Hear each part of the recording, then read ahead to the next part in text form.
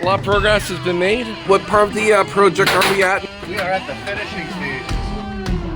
The last piece of trim, I'll get these posts cut, and then we just got a gate to build and hang. Just top and bottom, gives you a chance to pull posts in or out if they're not level. How did you find dealing with this channel? Is it pretty easy compared to other comparable brands, or how do you like it? I haven't seen another product like this out there. And this is just a real, like you said, user-friendly. Even you were able to put a panel together. I liked it, yes. I'm not saying you're not handy, but Definitely makes it easy. all your work is in your post setting. These jobs just like ornamental fencing. Everything is in your post setting. Set them nice, and everything fits. You don't you do minimal cutting. 47 degrees out of the That's proven off that everything's like level. This is just for cutting the post.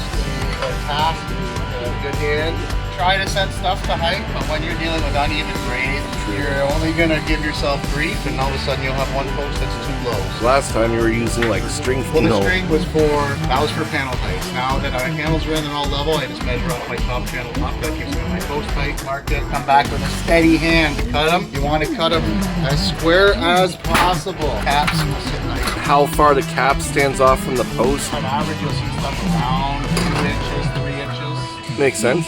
We're at about 3 inches here. The cap will come down to about a 2-inch post and then the cap. So we're matching up to on the other side of the house, which is done already. Mark 3 sides too, so you can watch the blade. Sawzall. All this is aluminum, including the ground posts. Steel posts, aluminum channels, vinyl boards.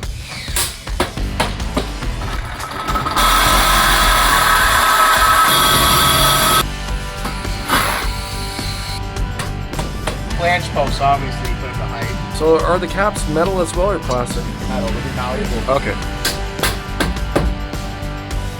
From being able to use that string line, this is what we turned it into.